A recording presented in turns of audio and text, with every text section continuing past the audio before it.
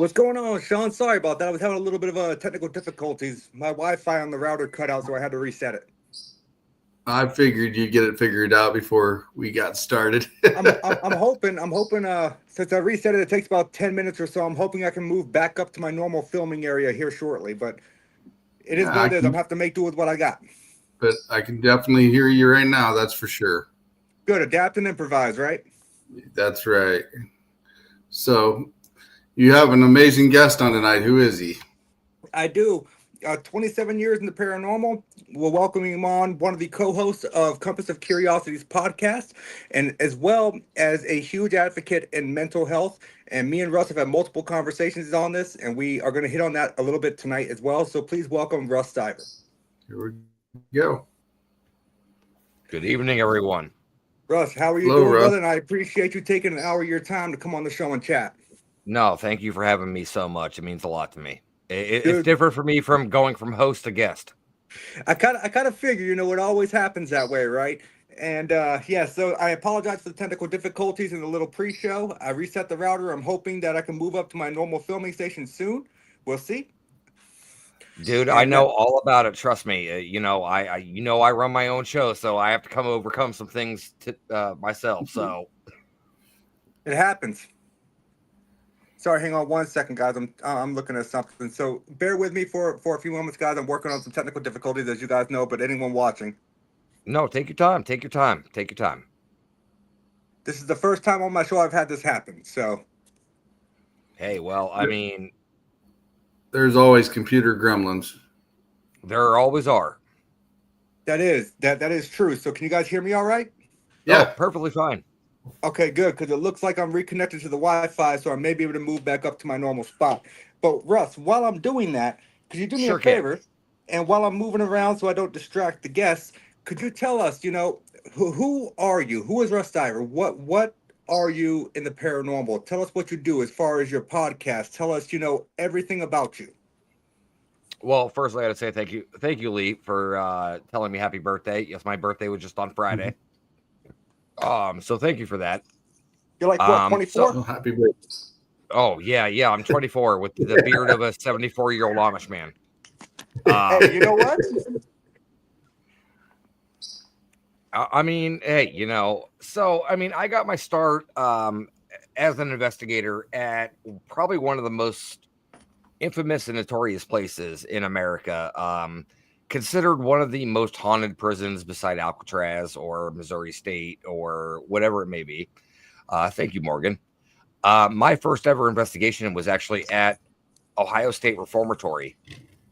OSR. Yes, sir. At 13 years old. So, 13, I went down there with my dad to help out the historical society to clean up the location for a little bit. They told us to stay to investigate, and we did, and I've been doing it ever since. Since then, I've been, like you said, I've been on over 100 investigations. I've traveled the country. I've been to Virginia City, Nevada. I've been to San Francisco to see Alcatraz. I've been Jealous. back and forth all over the place. Some of the most haunted places in Ohio, Massachusetts, things like that. Because of medical problems, I haven't been able to investigate a lot. So I've kind of pulled back from that and put all my energy into the podcast for Compass Curiosities on Monday nights. Which I love the show. I've been a guest on it multiple times. It's an amazing show. Any of the people out there watching, if you do not follow that podcast on Facebook, do so. I appreciate that, sir. Thank you very much. It is Gwen, Morgan, thank you very much for happy birthdays. I appreciate that. Yeah, Morgan, I guess the Wi-Fi is working well for Nate right now. I had to reset the router. But, besides from that, like I've turned all my focus towards the podcast, and I'm really going head forward into that and creating a brand and a name for Compass Curiosities, because that's what I actually like to do nowadays, is actually just sit down and talk to people and find out who they are and what they do. And, and the big thing about it is, I have made over my years so many friends, Myself included. I got to give a big shout out to, Adam Kimmel, who owns Madison Seminary. Tom Cassell actually owned it prior to him, and I know him very well. I know both of them very well. Also got to give a big shout out to my friends that live out in Virginia City, Nevada. Actually, one is the head tour guide for the Washoe Club. Nice. Kimmy Good, she loved them to death out there. Kimmy and Drew are tour guides, and my friend Stephanie is a bartender there. So if you're ever in Virginia City, definitely go check out the Washoe Club because it is absolutely fantastic. I can tell you, I've never been to Virginia City, but then again, I was probably too young. I did live in Las Vegas for a period of time of about 6 years when I was younger. And I kind of think that's where my piqued curiosity of the paranormal came from, because we used to live just off of Lake Mead, which is not too far from Area 51 and Area S4, where they perfected napalm. And one of my favorite That explains it. That's what's wrong with you. You know what? There is a lot wrong. I'm not sure if that's all of it. But I kind of feel like that it's such a beautiful place.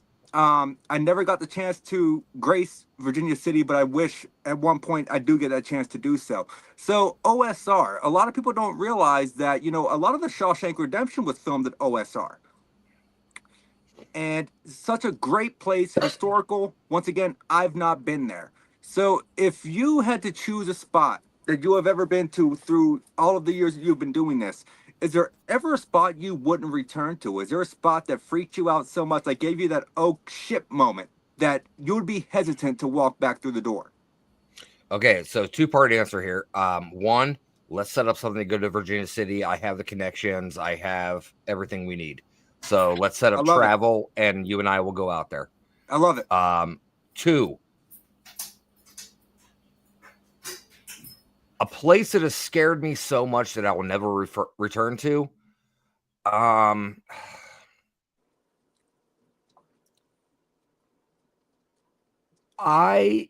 push myself. There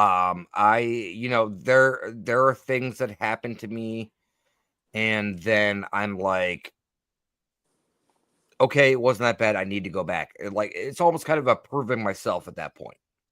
Right. One of the worst experiences I probably have ever had was at House of Wills in Cleveland, Ohio. And place I've never heard of. It is a funeral home run. It was actually one of the first African-American funeral homes owned in the state of Ohio. And it was a very big activist for the Black Panthers, the civil rights movement, things like that.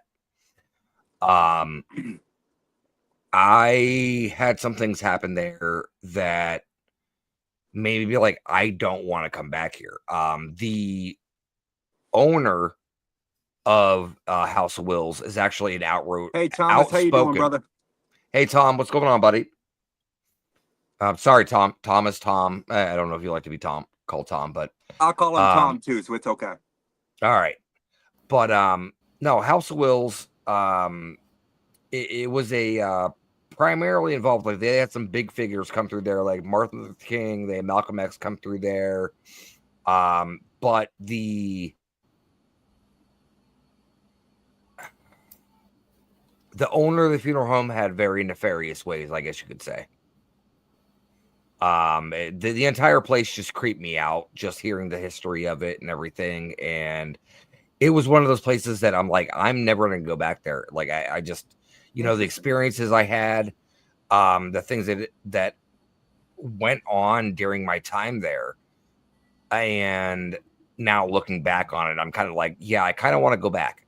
I kind of want to go back and kind of like, not even necessarily to face my fears kind of thing, but it's I want to go back to prove these spirits that you didn't run me off. Right. Mm-hmm. Right. So, question for you, or not question for you, fun fact about me. One of my biggest phobias,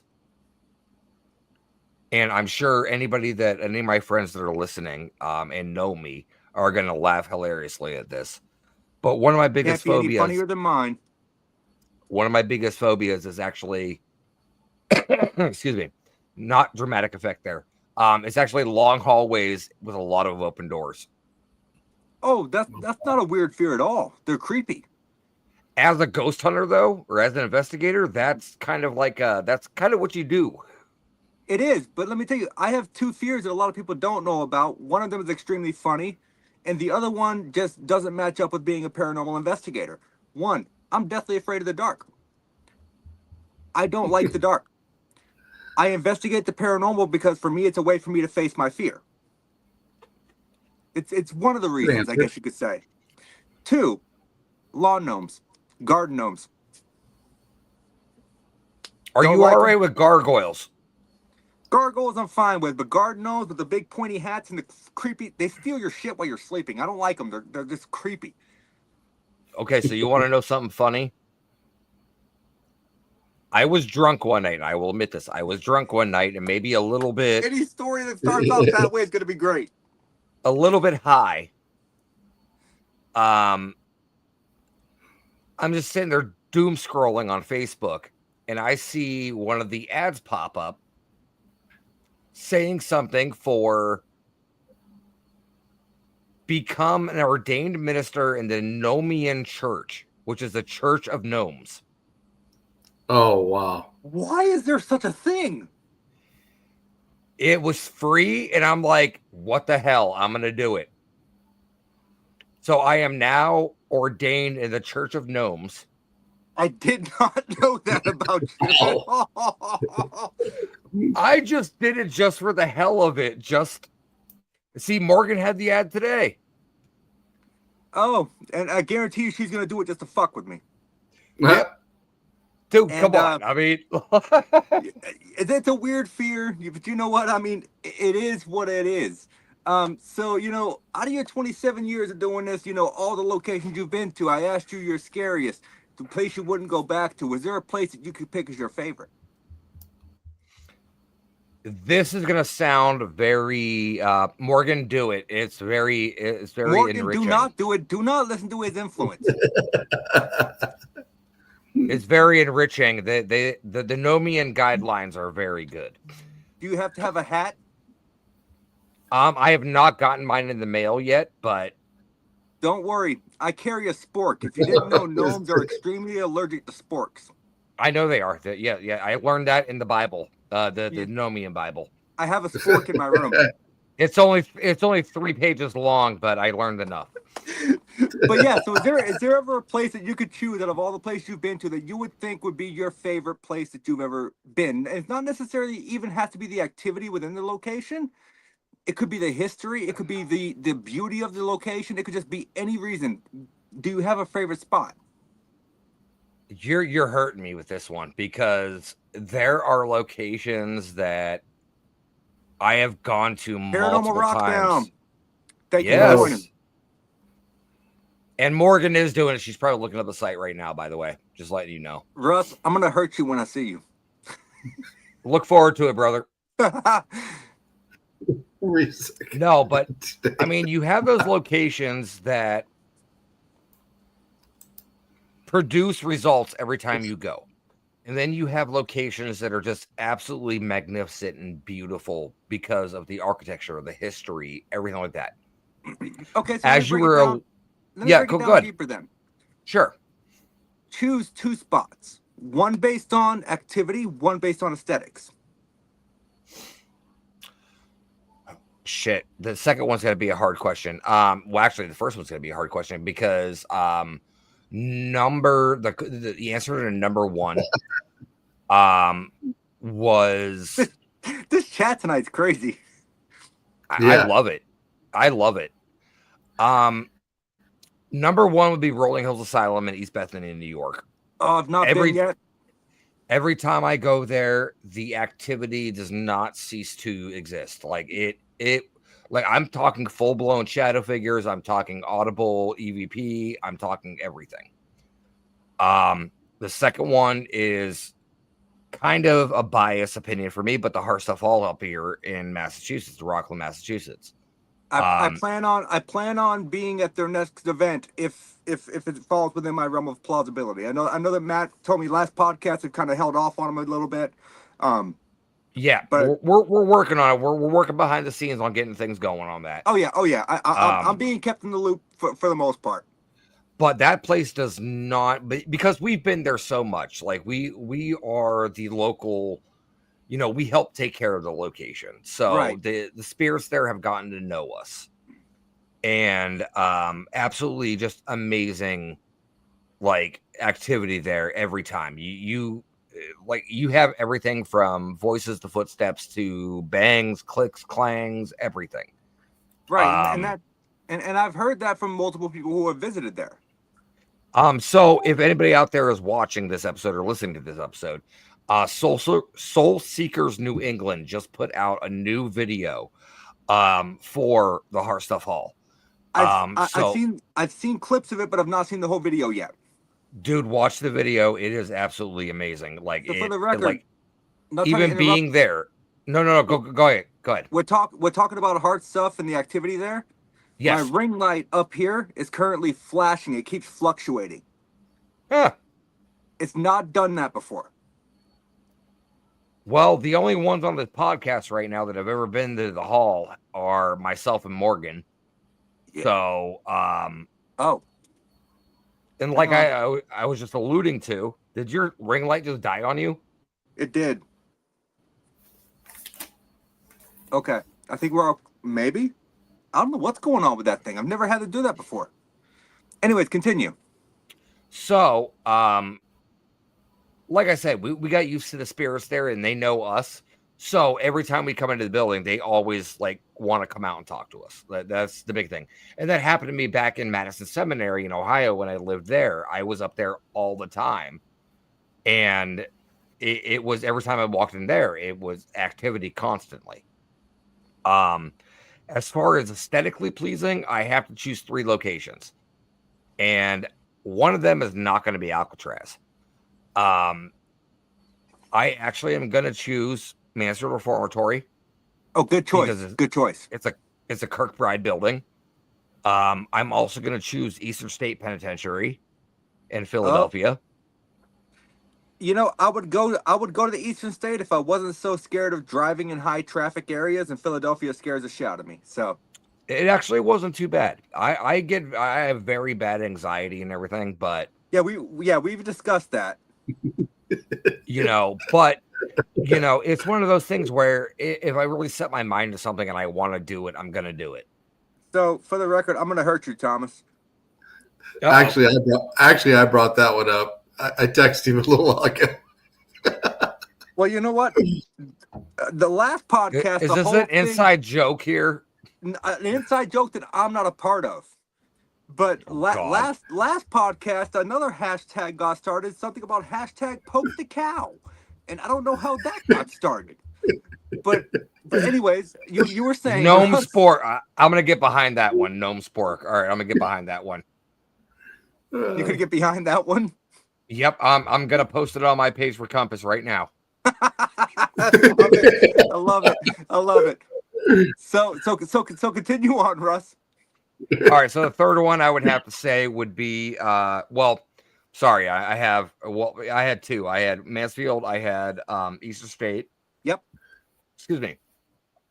The third I would have to go with was Trans-Allegheny Lunatic Asylum. Oh, New Jersey. Nope, that is actually West Virginia. West Virginia. What am I thinking of in New Jersey? There's a lunatic asylum in New Jersey. I have no idea. I always get them confused. That's a good question. Nope, that was my fault. I always get those two confused. Yeah, Trans-Allegheny is in West Virginia. But it is an absolutely amazing sight to see because you're driving through this small podunk town, nothing around you. And then all of a sudden, this giant monstrosity of a building just pops up with this wrought iron gate fence all the way around it. And it is absolutely amazing to see when you pull up to it. Both the cow fall out of bed. Thomas? You gotta love me, man. But But also, Russ, you were just part of a little bit of a, I guess you could say, paranormal unveiled history there.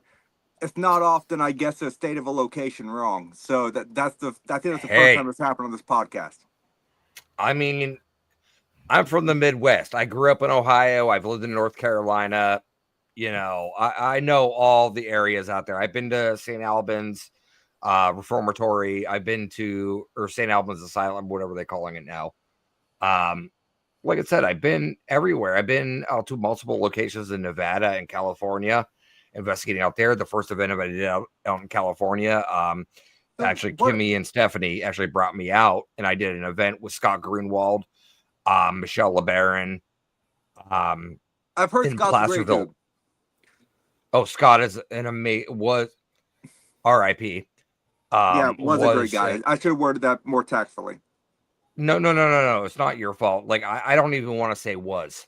He is a great guy because he continues to live on in our heads. In spirit. So, I mean, he is a great guy.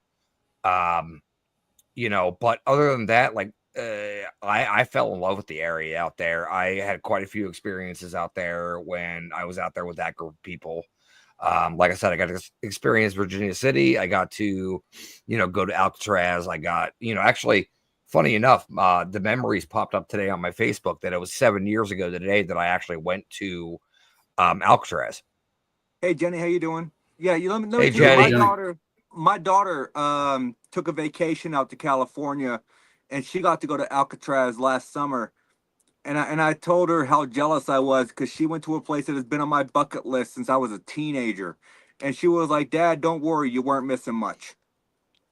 And I'm like, what do you mean I wasn't missing much? She said, no, the history's great. She's like, but when we rode out there, the boat ride was a little choppy. A lot of people got seasick. It happens. It does. I mean, and being stuck on the island for a certain amount of time. They wouldn't allow her to take pictures. Oh, I was able to take all the pictures that I wanted to. It was one of those things where the boat ride out is a little hard because you're going through the bay. Right. Like, it's one of those things. It happens. I went in April, so it was cold. Especially getting that far out. Well, because everybody in California thinks it's like 70 or like 80 and sunny all the time, but it's really not. It's not. No, not at all. When I lived in Las Vegas, I saw 6 inches of snow one day. Trust me, it's not always warm out there. Yep. No, but I always tell everybody, it's something you want to experience. It's always a bucket list. You want to experience the inescapable island. Exactly. You just have to see it. That was on my list of things. I'm gonna go one day. I didn't make it down into the Winchester house, which I would have loved to do, but I didn't make it down because actually from Alcatraz to the Winchester house is only, I think, like 2 hours, like roughly right around there. So I mean, it's an easy day trip. Yeah, trust me, like that's gonna be rough for me when I go up to the Paranormal Rock Down, at Broadhead Manor in Wisconsin. Yep. When I make that trip, the Beast of Bray Road is only an hour and a half away, and it's one of my favorite cryptid legends. And I have someone who's attending the Rock Down that offered to pick me up and take me out there just so I could take my picture in front of the sign at Bray Road. I might do it. But then again, you know what? You don't know who you're getting in the car with. Hey, Nate. Yeah. I'll tell you, I'll be at the Rock Down. Maybe me and you can go. You know what? What's the chances of 2 serial killers being in one car? I'm down. All right. Sounds good to me. It sounds like an investigation. Nate, I'll be the voice of reason here. You say you're scared of getting in the car with somebody you don't know to take you to some undisclosed location that you don't know the history about that much. But isn't that what we do for investigations? Oh, no. I know the history.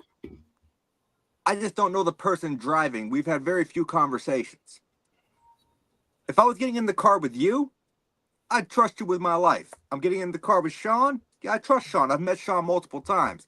The person who offered to take me, I've only talked to via comments on the podcast and stuff. So for me, it's kind of like a little sketch to me. No, I agree. Thomas is telling you to bring back cheese from Wisconsin. No, it's bad enough I'm bringing back a stupid Wisconsin cheesehead for my brother. No, what you need to do for me, brother? You want Bill's nuts? Yes, I want Bill's nuts. God. Here we go. I got you. I want Bill's nuts. I got you. Is that legitimately what you were going to ask? Yes, sir, it was. You let me know what kind you want, and I got you. All right, I gotta give a shout out to Jenny, because she introduced me to Bill's nuts. This sounds terrible. That did sound horrible. No, what sounded more horrible. There is no good way to talk about this. What sounded more horrible was when I told Bill, I think he did that on purpose. I told Bill I really don't eat nuts. My favorite kind of nut is Brazil nuts. But if you eat too many of them, they're poisonous. They can give you symptoms similar to radiation poisoning. And if you eat too many of them in one sitting, they can make you physically sick, and over time, they can give you those kind of symptoms. And Bill was like, "Would it make you feel any better if I wear a Brazilian-colored Speedo?" No, Bill, it wouldn't. Jenny is not making this any better right now. I'm sorry. She's really not. Let's just go ahead and move forward from this, Russ. I'll bring you some back. I'll bring you back some of Bill's nuts. Okay, I got you. I've already talked to Bill. He knows they're coming. Okay. So I got you. So sure we can get a bunch of them. Moving forward from the nuts. So living where you live. I assume you know a lot about the lore of the Bridgewater Triangle. Jenny, shut up. There's a lot of people. These comments tonight, like, what is up with the comments? This chat tonight is crazy. It's me. It's the beard. It attracts the weirdos. Once it starts, it's a chain, man. I for one love the beard. So let them hate. But so being in the area that you're in, I assume you know a decent amount about the Bridgewater Triangle. Actually, funny enough, so I mainly focus on the paranormal side of things. I've gone out to Dogtown. I've done some things inside the Bridgewater Triangle. I actually got married at the Oliver Estate, which is in the Bridgewater Triangle, right? Which is a very haunted location here in Massachusetts. I can't. I know you saw that. You're trying to ignore it. I'm trying. I think she's here just to troll me right now. Jenny, if you ever want me to come back on your podcast, stop trolling Russ. See, she'll listen. So, I mean, I don't really know a lot about the Bridgewater Triangle. I really don't know the lore or anything. I've been up here for almost 9 years. Okay, but I still don't know a lot about it. Like, I just haven't dove into the lore and the history and things like that. How is that saying? I mean, I love this too, but guys, we're trying to Morgan, have a conversation here. Damn. This is going off the rails real quick and in a hurry. Let me be more direct about my question, I guess I could say. Sure. Not necessarily the lore of the Bridgewater Triangle, okay? What is your opinion on the plausibility of the existence of the entity known as the Pukwudgie? Oh, 100% true. 100% true. I've seen them. You have? I have. Just like Matt Warner, one of my very good friends. Actually, I saw a Pukwudgie at Oliver, which is actually known for their Pukwudgies because they sit on so many acres of land. And it was known for a Native American tribe prior to it being built there. Interesting. It definitely, like, I get into cryptids here and there and everything. And as you know, Pukwudgies fall under the cryptid category. I would consider them more nature spirits or fairies, but yes, they fall into the cryptid. They're kind of like the elemental cryptid. Right. Like they're in the cryptid category because they're unexplainable. Right. They're like the Memegwese from the Iroquois. It's very similar. Yes, exactly. I've had some experiences with Pukwudgies, and it's one of those things where it's just like, did I just see what I saw, or is my eyes playing tricks on me? Like, one of my good friends, Richie B, He hunts Sasquatches up here. He lives 20 minutes from me right now. Really? He's in the middle of the Bridgewater Triangle. Has he ever had any experiences? Oh, he does his entire show. Banter with Richie B is all about Sasquatch hunting. Send me that after the podcast so I can go and follow him on Facebook or whatever, because I've never heard of that before. Yeah, dude, if you ever want an in, I'll have you come down with me. And he's been trying to get me out in the woods as bait for I don't know how long. You know what? I would love to do it, but we're not doing Sasquatch mating calls, okay? I don't know what's going to happen when he comes out of the woods with a rager and ain't no female Sasquatch.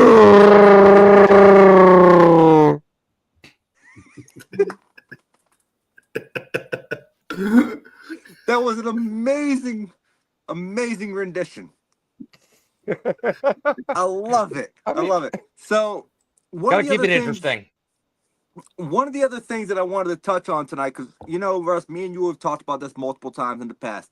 I told the guest in the description of the show we're going to hit on men's mental health as well as mental health and the paranormal. And I see that we got about 25 minutes left, so we have time to hit on it, a good amount. So we can hit on it as hard as you want to, my friend. I think you agree with me on this standpoint that too many people in the field, and it's not just men, it's women as well, but too many people, they put so much stock into, I'm going to make this video that's going to make me famous. And then they don't become famous, and then they become depressed. They don't understand how to properly deal with it. They don't understand the social media is social media. You're going to have your trolls. You're going to have those people that are going to get on your post. They're going to comment, make negative stuff. And I don't think the trolls realize how much that negativity inputs into their own physical mindset. And, it's not an easy field to be in, especially nowadays with all the controversy as far as, the Conjuring House and what's going on at the Villisca Axe Murder House and all this other stuff that's going on right now. People do not take the time to think about their comments and how they could affect the person who made the post, their mental health. Hot take here. Unpopular opinion. This is a Paranormal Unveiled. We do unpopular shit all the time, so I'm down. I will say it just how it is. And you love me, hate me, whatever. I'm building a brand for my show. It is what it is, but it needs to be said. These people out there that are chasing their 15 minutes of fame are fucking morons. Agreed. 100% morons. Because the simple fact of it is, what are you gonna ride off that 15 minutes of fame and put it on your banner as seen on? Like, what does that make a difference of? Unless you were a repeating character or a staple of a certain show or a YouTube show or a clip or whatever, it doesn't make a goddamn bit of a difference. It doesn't. It really honestly doesn't. And it's one of those things where, you have these people out there that are making these videos and failing. I really can't say failing because there's different standards of failing. I host my show on Monday nights, and 1 week I'll have 200 viewers, another week I'll have 1,200 viewers, another week I'll have 200, another week I'll have 1,400. Like it goes back and forth. Circumstances. It really honestly is, and it depends on the guests. It depends on everything. And the thing about it is like. When I started podcasting and started in the show, and Jenny knows this, I've actually talked to her multiple times about this, is I try not to pay attention to the numbers because one of the big things about it is the numbers are irrelevant. They really are. If you're on here talking about what you love to do, what you need to do, how you help people, then that's what matters, not the bullshit. Hey, you're on a show for 15 minutes. All right, what's your hot take? I don't agree with the shows. I've actually turned down multiple shows in my lifetime, and I've been invited to multiple times. I can touch on that a little bit because I'm not gonna lie, I kind of hit that, but then again, me doing my first podcast ever, and it wasn't even supposed to happen. Gwen twisted my arm. I turned it down 6 times before I finally said yes, I'll do it. Um, I'm not gonna say she twisted my arm. I'm gonna say she strong armed me. Let's go with that. But no, no, Nate. I'm gonna interrupt you there for a second because there's no strong arming. You wanted to do it. You and I and anybody out there listening. Yeah, I had the discussion. Nate, I just didn't know if I had the time. Nate and I have had multiple conversations, personal conversations, about this exact topic. Mhm. He calls me, I call him. We have a support system, and that's what's so important about it. Like you texted me at 10:30 at night before going, dude, are you up? Or I got something going on. And if he's not immediately on the phone with you. And if he's not awake, I did a text in the morning. Hey dude, sorry I was sleeping. But what's going on? He always gets back. But you know what? Having that support system is so important to the mental health in this field, because you have so many people that are out there for numero uno. They don't care about anybody else. And that is the detrimental standpoint to this field. And I'm sorry, I've seen it multiple times and times again. And you were touching on, the whole 15 minutes of fame thing, Russ. And I saw a paranormal team that was on TikTok, right? They were doing a live stream. And matter of fact, I've invited them to be a guest on my show, and they have no idea I'm going to call them out about this. I'm not going to mention the team by name because just in case they're watching, I'm not going to lead them in on it. But hi, Don. They were sitting there saying, and you could physically hear the noises going on in the background, right? Oh, well, if we get X amount of likes, I'll put a device over there. What? If you give us X amount of gifts, I'll put a camera over there. What? You're in the field to make money then. You're literally just money grabbing. Is this OnlyFans for the paranormal? My point exactly. Here's my standpoint. If I'm doing a live stream, which I would never live stream on an investigation, well, I take that back. I might do a few live streams from Broadhead, but I'm not going to have any equipment around me. Well, you're not investigating. That's the difference. You're investigating. You're walking around a building showing history. You're not investigating. Hold on one second. I got a train coming through. No, I can hear you just fine.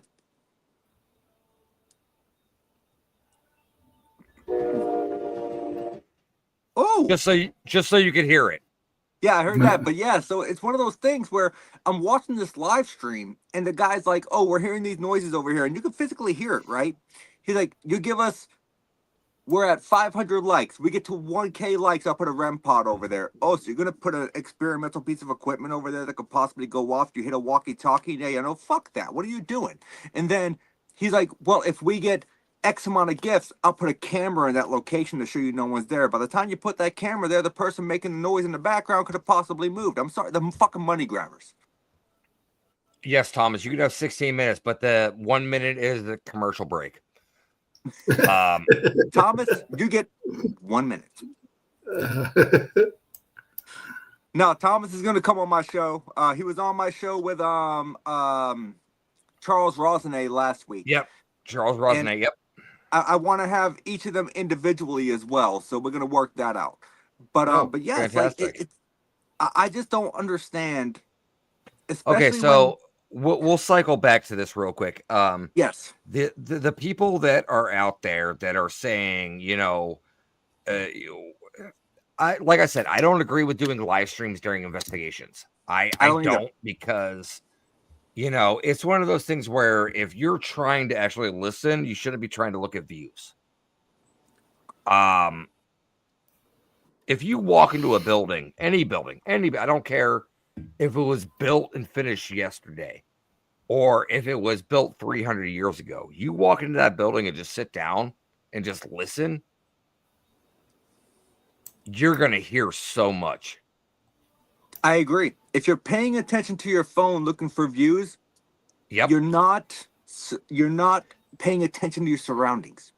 And you know what? That's one of the questions I ask on my show a lot of the time when I have these these TikTokers or people that film videos and things on. I always ask, do you think social media has hurt or helped the paranormal field? A little bit of both, in my opinion. I have to I agree think with it's a that. 50-50. It hurt the paranormal in the aspect of you have so many of these people that are coming out of the woodwork faking shit, but it helped in the aspect of getting the paranormal more into the limelight, where maybe eventually modern mainstream science could take a stronger look at it and say, hey, maybe there's more to this. That would be my standpoint on it. Oh, Paranormal Rockdown says more hurt. I agree with It the is. more hurt. I agree with the It more does. hurt. So let's go with a 30-70. How about that? Yeah, it's helped the field by exposing it to newer generations, but it has hurt the field by showing people what not to do. Right. Which I don't know. I mean, I guess 30 showing people what not to do and 70 showing people what actually to do. I mean, just depends again on the How internet you look at it. trolls. But then you Yeah. also got the drama in it too. They bring drama that doesn't need to be there at all. Yep. They do. Absolutely. And that's where, what we're going to hit on, the mental health issue. Let's do it. I know a lot of people in the paranormal personally that have been attacked by so many different organizations and groups, and they've been blacklisted from events. And a lot of them are coming on my podcast, and a lot of them are going to discuss that situation. They're going to talk about it. They've been blacklisted. They have been bullied. They like, what is the point? Like, why can't we all just get together and unite for the same common goal? Do they not realize what they're doing to the mental standpoint of those people?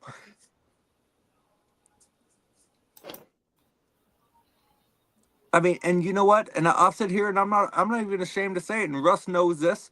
When I was going through my dark time, what was it, Russ, about a year and a half ago? Yes, sir. And I damn near unalived myself. I'm not even gonna sit here and say it. I'm not ashamed of it. It happened. If it wasn't for Russ, if it wasn't for my sister, and it wasn't for my daughter, and knowing that I had to be here for Jameson, I probably wouldn't be here today. And so this is why this is so important to me, because I was at the point where I was overlooking everything, and Russ gave me someone to reach out to. And I can never thank you enough for that. I carry the weight of everybody on my shoulders, especially when I have things going on. That's who I am. That's what I do. It's one of those things where I repair myself. I fill my cup because you know what? There's a saying out there that says, don't fill others' cups until yours is full. And that's what I was doing for so long, was I was filling other people's cups and mine wasn't full. And what I started to do now is I filled my own cup. And now I can help people. And that's what I'm doing.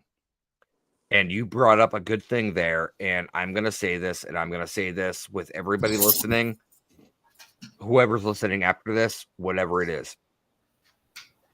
Para-unity is a bullshit fucking idea. It is. It's never going to happen because everyone has a fucking ego. And I'm sorry about the language, but that is the truth. Mike, I know I just had you on 2 days ago. Yes, don't milk the bull. Just move on, sir. Move on. But it is the truth. It's ego, and it's people that just only care about themselves, and they have disregard for other people's feelings and other people's mindsets. I'm not gonna, when me and Russ first started talking, I was not in a good mindset whatsoever. And I picked up on that right away, and that's why I continued to talk to you, because I knew. And I never expected, what we have now as far as our friendship. I didn't know it was going to get to this. But, there's what, Russ? We go maybe every other day without speaking, but we try to send each other a message every other day at least. Just checking in on each other. Just, hey, what's going on, man? How are you doing today? But that is so important, and people don't realize it. And I will tell you this right now, and we got about 10 minutes left in the show. About 10 minutes. I think we can run a We little can go a over if it little comes to over. that, I mean, but whatever bend it that. But I will tell you something that happened to me that put a lot of things into perspective for me. I haven't been depressed as normally as I have because people that know me, I've been laid up for the last 2 years because of surgeries I've had, and I have mobility issues. So me getting out and doing things has been very limited to what I can do. One of the reasons I stopped investigating because I can't really do the steps. I can't really, do everything. But today really put a lot of things in perspective for me. I literally live right outside a train track. Like the MBTA in Boston here agreed, runs Moose Man, it literally is. right. Yep. Moose Man, it definitely is. MBTA track runs right past my house. I was sitting here on the couch just scrolling Facebook. I heard a loud boom. And I was like, what was that? It like shook my house. Ran out front and looked, and a train had hit a vehicle. Oh, wow. No shit. I'm not Nate, saying that. I'm not saying that you're on question that you're telling us a bullshit story. Just my response would be no shit. No, there have been 4 accidents within the last 2 years at train intersections in my town alone. 2 of them happened at the stop down for me, and then I was just waiting for this one to happen, and it happened today. And I sat there and watched start to finish. I watched them lay out the white sheet. So for me, perspective is everything right now. It's like you need to live your day by day. Let me tell you. Yes, Morgan, I'm literally right next to the train tracks. I am friends with Morgan actually on Facebook. I will send her a picture of the and you know what? Hate me all you want. Do whatever you want to say. But I sat there and watched the entire thing because it was terrible to see and hear. I can imagine. Mm-hmm. But it was also so interesting how they do things. And I was sitting there watching and mourning the person that had passed away. Was it intentional? Was it a mistake? Was it a, medical emergency? I don't know. I can't speculate. I don't know. I wasn't there. But I heard the boom of the train hit the vehicle, and I got to my bedroom window in the front of my house just in time to see the car come to a rest against a chain link fence. Oh, wow. That is yeah. rough. I just sent Morgan a picture, and it was I literally I could throw a baseball and hit this car. Well, Russ, you're gonna have to share that picture to me too. If you shared it to my girlfriend, you got to share it to me. I definitely Actually, will you know right what? now. I'm But not you're even on sure your. if I'm not even gonna lie. I'm not even sure if I want to see it. The reason for that being is I did 7 years of volunteer fire department in Alabama, and I've seen enough. I'm sending it to you right now, but I mean, I get it. I get it. I've had the unfortunate responsibility of laying out that white sheet. It's not fun. Well, see, the thing I was getting at with this was, tomorrow's never promised. So It's not. your mental health means more to you than anything else in the world. And if you have that person that is talking down to you or doubting you or anything like that, you don't need them in your life. Like I said earlier, don't fill everybody's cup before you fill your own. Because the simple fact of it is, everybody else around is going to be happy, but you're not. So what's the point in that? Agreed, 150%. And there was you can only help people as much as you can help yourself. Agreed. And let me tell you, there was so many people when I went to start this podcast, and I told them the premise of my podcast, right? They were like, "You do realize you're going to get blacklisted from the paranormal?" And I said, Oh, what did I say to you? When you approached me with the idea of starting a podcast and what the idea of the podcast was, "You loved it." and I said, no one else has a voice in this fucking field and no one else has anything to lose. So do it. Yeah, you loved the idea. And the people who were saying, "Don't do that, you're going to get blacklisted." I said, "Well, if I get blacklisted, then I get blacklisted. I don't do this to make money, so I don't care." It's not for the money. It's not for the fame. It's not for the fortune. It's not for I do it because I the love it. popularity. That is exactly why I do it, man. You I know, do it there because I there love are. it. Well, I feel bad. My raccoon's over here, like all sad. No, the thing about it is, I feel bad for the people that think that this is going to be the end all be all for them.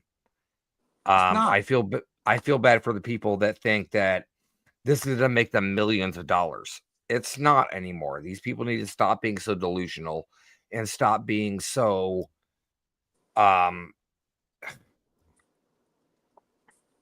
absent-minded that they think that this is going to make them famous and everything like that. Like I said prior, I've had multiple times where I've been invited on shows. I've been contacted by producers. I've turned them down every time because I said, "Is there going to be a recreation in the video?" And they said yes. And I was like, "No, Because it never recreated to what it's supposed to be. never will. Never will." You know, I was supposed to So be on the original Ghost Hunters Academy. I was accepted to be on the show. I turned it down because my ex-wife was pregnant and the world got Adam Berry. And Adam Berry is a very good friend of mine. I've investigated with him almost 7 times. it almost 7 times. No, I said I've investigated with him 7 times. Oh, I thought you said almost. I'm sorry. I have a lisp. Oh, no, you're fine. You're fine. Oh, You're fine. You're making fun of my lisp? No, I'm Jesus just fucking with you. Christ. Just fucking with you. You know I love you, Russ.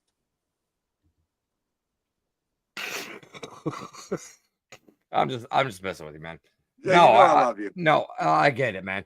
No, but it's one of those things where, like, I went through the interview process for the new Ghost Hunters, the one that Daryl Marston, Rochelle, Brian, all them were on.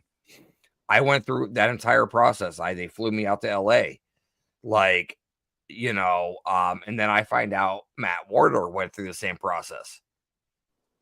They never flew me to LA. I didn't get that far. I was eliminated prior to Matt. Matt went out there and he got dismissed by Daryl Marston. Oh. That's something we talk about often, but I mean, he's not bitter about it at all because he wants to do things his own way. Right, which that's Matt. That's how he is. Yeah, I got interviewed for that, and then I got a secondary interview, and I never heard anything after that. I just assumed they weren't interested. Maybe it's my looks, maybe it's my lisp, maybe it's just I didn't have the experience they were looking for. You know what? 17 years. I do a lot of residential stuff, so I can't sit here and tell you that I've been on 300 or 400 investigations. Because what I do helps the community. I don't go out to these mainstream places just to investigate, to say that I've been there and investigated. Do I like to do that? Yes. But a lot of what I do is residential stuff. And those cases take time. I will interrupt you there for a second because I have been on hundreds of investigations, and those hundreds of investigations I am counting are places I've gone to, places I've paid, places I've been invited to. Right.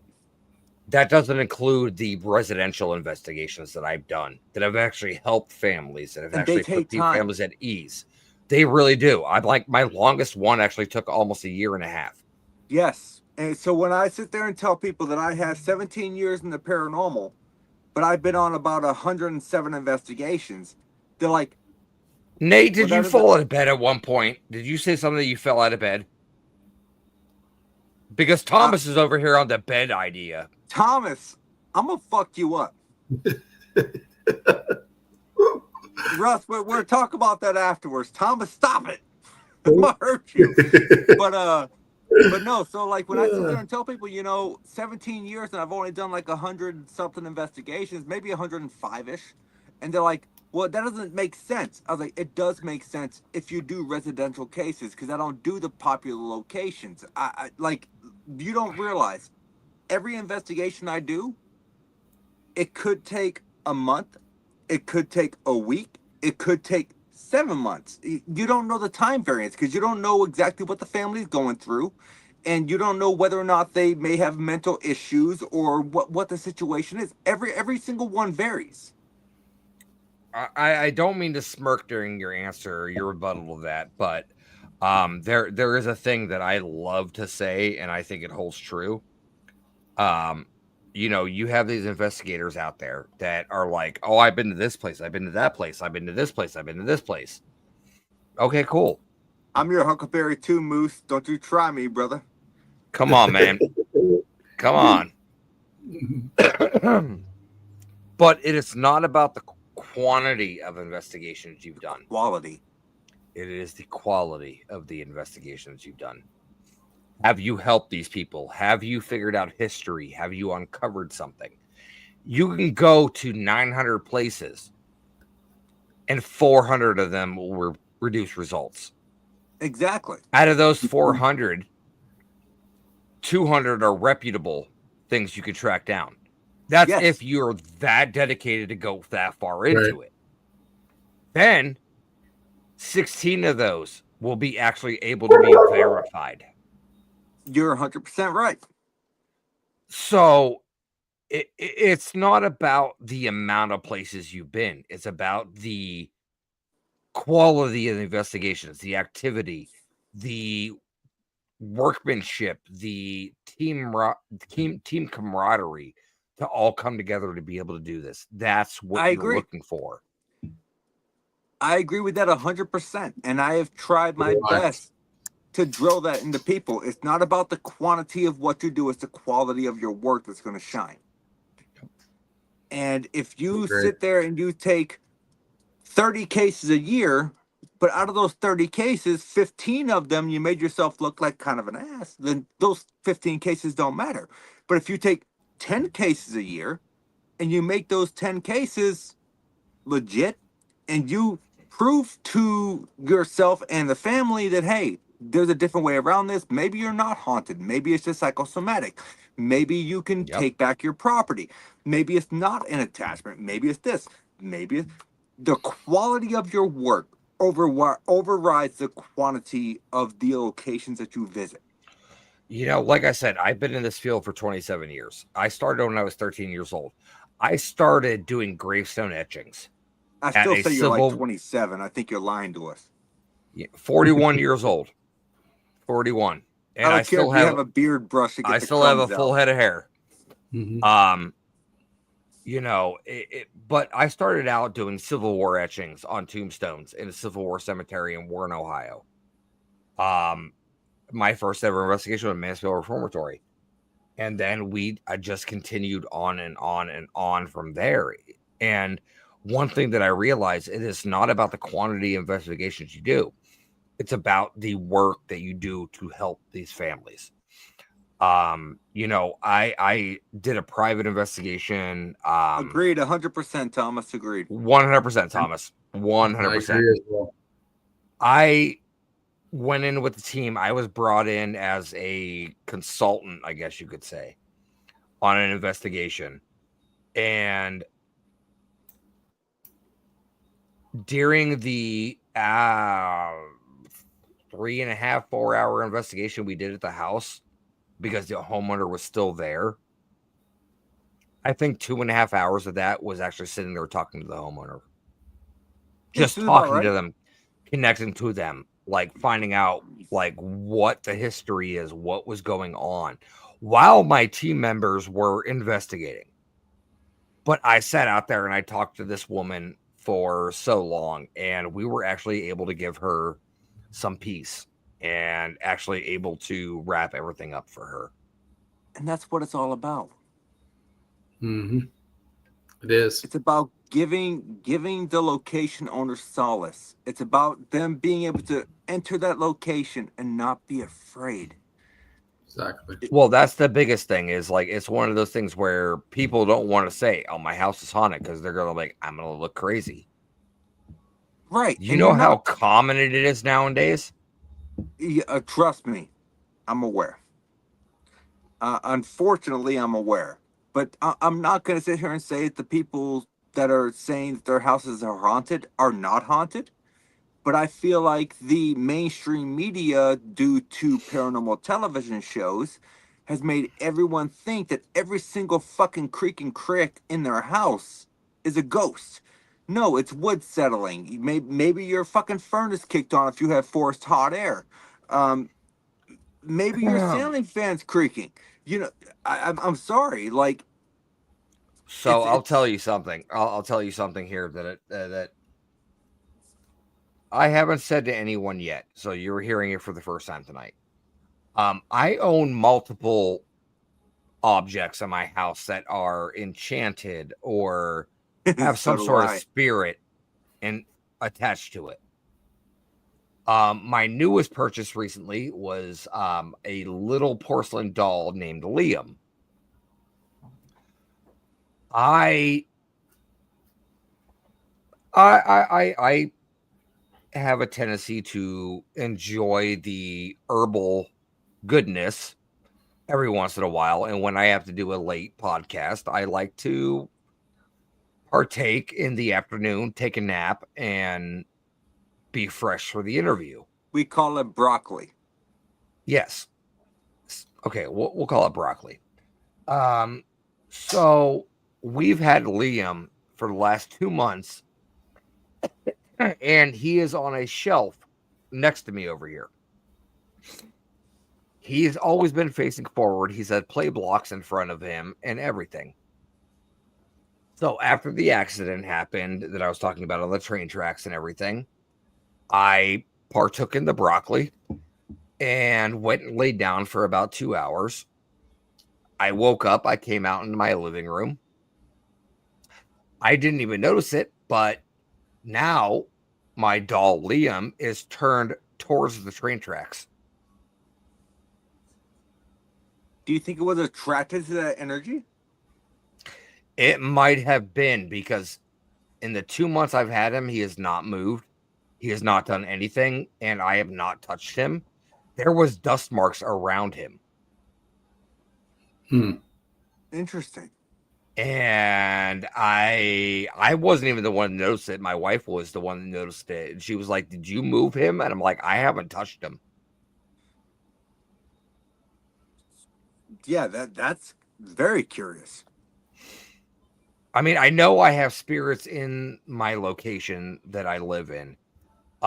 We've dealt with them for a while now, and it's not even dealing with them. It's like we're coexisting with them. And that's the big thing. When you're living in a house that has activity, it's not, dealing with them or battling them. It's coexisting with them. Because you know what? They were Right. people too. Yep. Exactly.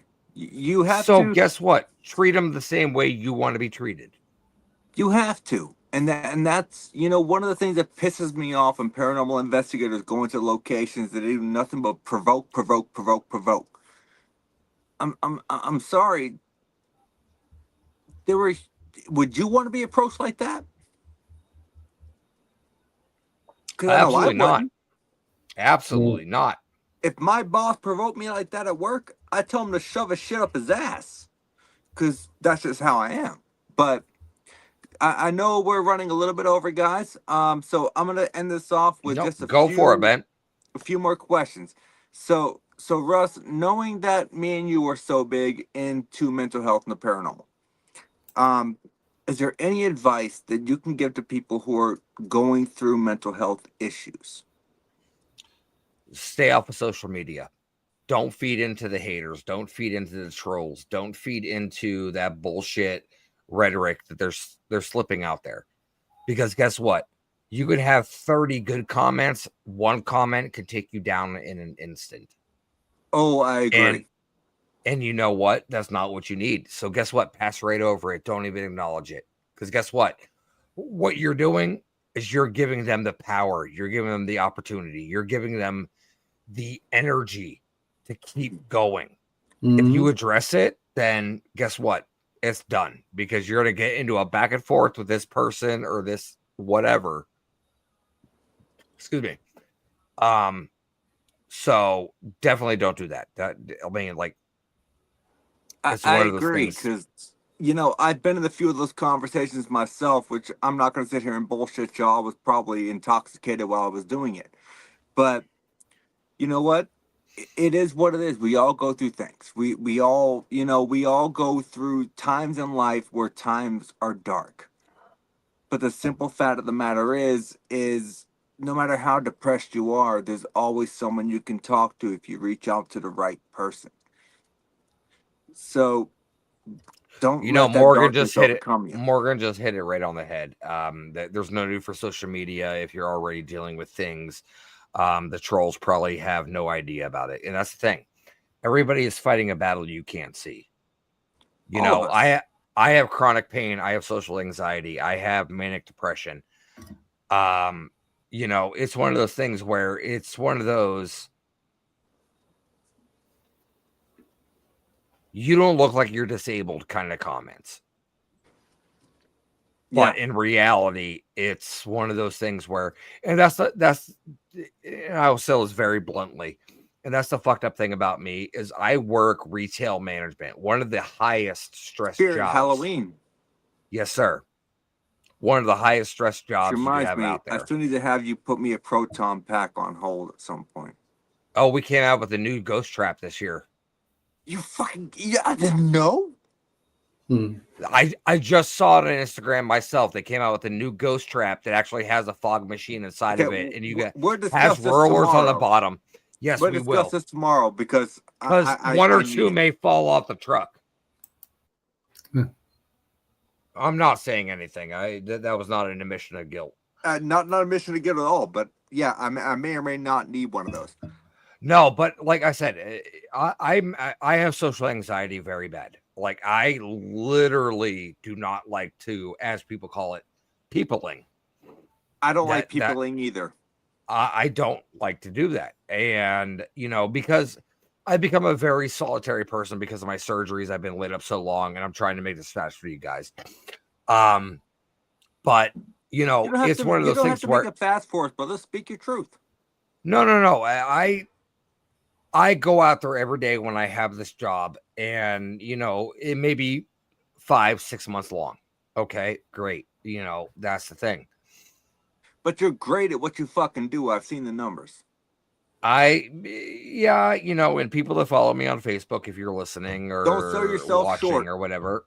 Don't sell yourself short. You're great at what you fucking do.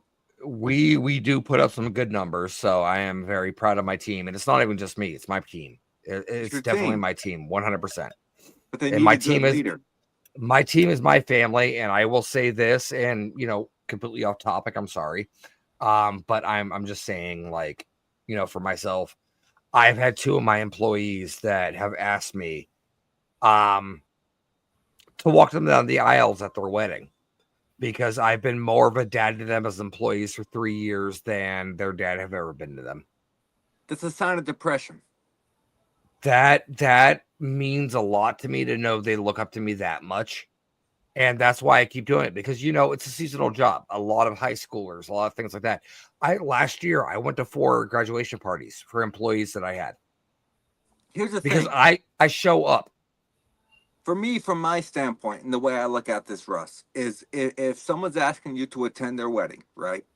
Or graduation or whatever, you are filling a void that if someone didn't step in and fill, that could have caused a detrimental mindset to them.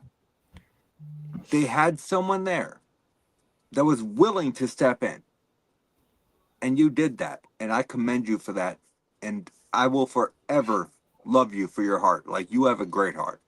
I mean, it's one of those things where, it's not that I couldn't say no. It's one of those things where these people have worked with me for so long now that I've got them. They are family. Like, and I will say this right now, my assistant manager that I have that has worked with me for 3 years now, is actually borrowing my car right now because her car got totaled. I don't go anywhere. I'm not working right now. So she was in a position to where I could help her. So I helped her. Mm-hmm. You know what? Karma repays. Yep. It does. It does. I am And a that's why I firm do believer it. in karma. And Yep. I have been through enough bad shit in my life, and sometimes karma repays me, sometimes it doesn't. You know what? But I'm a firm believer in karma. And Russ, you've got a lot coming to you, brother. I hope so. I hope so. I really do. Because, you know, I'm not saying my life is terrible, because trust me, there's people out there that have it worse than me. My mental There health has been on the rocks. But you know what? I'm that type of person. Nate, you know me. I've reached out to you once or twice, maybe, saying I'm having a rough night. But you've always got me to reach out to. But I've always got you. But I've always turned it around on you. And I've been like, You do. how are you doing, man? You do. You always seem to kind of do that switch Because around. it's not about me. It's about how are you feeling? I don't want to put my burden on you. If you can't handle it, I'm not going to do that. But if you're talking to me about a burden, it doesn't matter what I'm going through. Your burden should become my burden, and we should be able to discuss it. We should. And that's the problem, is people don't want to talk about it. And that's the big thing about it is. So to wrap up the show, guys, what I will say, find you a support system. Find you somebody out there. Find Russ, that you are one my person. support system, and you know it. Oh, I know, dude. And I feel so bad when I wake up to a message from you going, hey, can you talk? Feel bad. Or whatever. Never No, feel because bad. I do. And because I will tell you this short story very quick. I had that happen to me before, where I had a friend call me, and the next morning he woke up and he had taken his own life. So if I would have picked up, I feel like I could have helped. So that's why I always try to be there for people. You can't hold that against you, brother. You can't. So I know Survivor's we're guilt. hitting. So Russ, finish up what you were going to say real quick, because I know we're hitting well over, and I got like literally 3 more quick questions for you. All right. Check out Compass Curiosities Monday night, 9 p.m. Eastern Standard Time. You can find me, Russ Stiver, on Facebook. Compass Curiosities on Facebook. Compass Curiosities on Instagram, as well as Compass Curiosities on TikTok. Okay, so you killed my last question. So my bad. Well, I'm chopping things off the block for you. I love you. So the way I like to end my podcast is this. You have one place. I know you've been to a lot of places. You have one place you could ever visit. It's a bucket list you've not been to. Where are you going? Chernobyl. I love that answer. So you have one person that you can bring with you, alive or dead. Doesn't have to be involved. You're still in my shit. You're still in my shit. No, I'm switching it up. I'm not giving you shit for it, dude. It's a great question. I'm not stealing. I'm not giving you hell for it. I am borrowing off your shit. That is, it's a good question, though. I will admit it. But if you have one person not involved in the paranormal or involved, doesn't matter. Who are you choosing? Dan Aykroyd. Oh, great answer. I don't like that answer, but great answer. He's such a... I don't like it because it's so fucking accurate. I love it. So you have one... He's involved in the paranormal, but he's not involved in the paranormal. You have one piece of equipment that you can take with you. What are you taking? And why?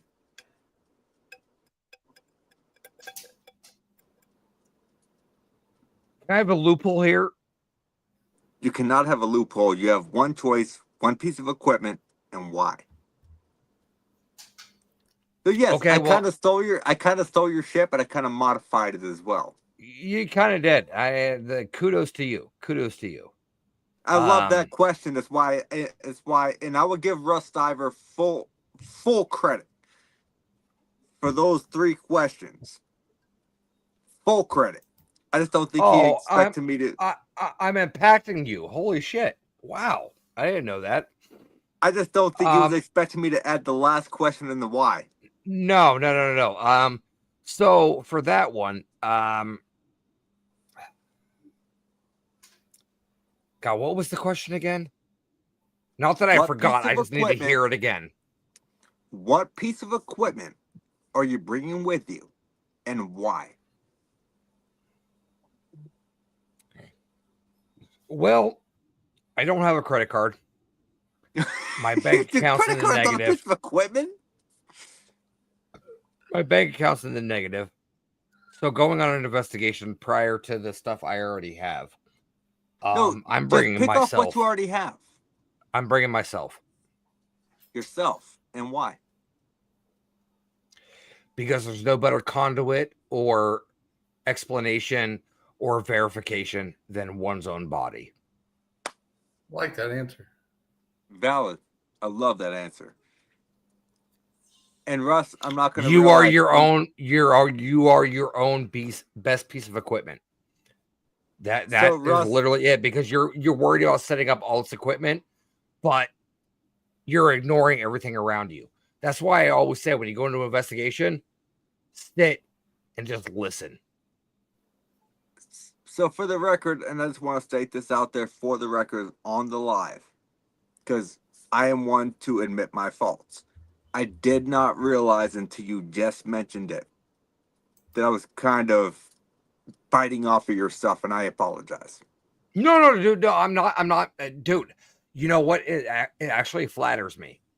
Like, it really honestly does. Like, I appreciate the flattery of you taking a question that I ask and breaking off of it and modifying it and everything. That is absolutely amazing. Like, you know what? I've always supported you. I'm the one that kicked your ass in gear to get your own show. Yeah, I know you did. But still, I wanted to apologize. I didn't realize I No, was doing you don't that. need to apologize at all, dude. I am very humble and I am very appreciative for you even to use those questions. And, you know, it means a lot to me. I respect you, brother. I always have. So, no, And- it really honestly means a lot to me. So I appreciate that for you. And for you even stepping up and saying, hey, you know, I'm sorry. You don't need to do that. I don't care because I know it's going to spread out there. For me, it's what I do, though, because I'm not going to steal credit for someone else's questions. I didn't realize where the questions were coming from until you just pointed it out. No, dude, not at all. Not at all, dude. Like, you were perfectly fine. And I love you, and I respect you, and, you know, you're one of my favorite people in this field. I appreciate that. Even though I'm not doing much in the field anymore, I'm podcasting and spreading the knowledge out there to people. That's enough. You're bringing the knowledge. You're bringing the knowledge. You don't have to be involved in the field as far as physically being out investigating if you're bringing the knowledge. I mean, that's fair enough. I do enough reading and things on the time I'm here, so I guess I can just do that. But Russ, we've run 22 minutes over. So we're gonna go ahead and shut this down. Guys, Russ Stiver, tell us where we can find you real quick one more time. You can find me at Compass Curiosities podcast on Facebook. You can find me at Compass Curiosities on Instagram, TikTok, as well as us. No, Snap. Nope, I don't have Snapchat. Thank you. I don't need filters. Thank God.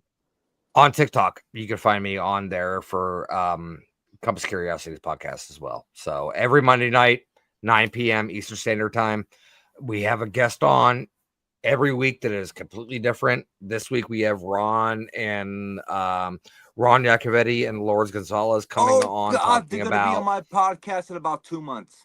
Yep, they're going to be talking about the paranormal seance or the Yes. digital seance experience. So I have a different guest on every week, so you never know what you're going to land on. That's why I love the name of the show. It's is a great because show. you never know where it's going to land. But Sean, thank you so much for filling in for Gwen tonight. Yeah, Sean, thank you, sir. No problem, guys. Russ, I appreciate you taking, I told you an hour, but an hour and a half of your time to come on and chat with me. I hope that I can book you for a future episode, maybe later, early next year or something. Yes, sir. Just get a hold of me. You have my information. Yes, sir. I would love to have you on a Paranormal Rockdown. I saw that comment. Yes, I will see you Sunday for our podcast promoting the Paranormal Rockdown. But everyone, this was the Paranormal Unveiled. We had Sean Els. Is that Ellis? Ellis. Ellis. I'm sorry. I'm horrible with names. So All right. we have Sean Ellis over here, my co-host. Thank you so much for joining. And we had Russ Stiver. It was a great show. And I hope to see you all next week. Have a good one, guys.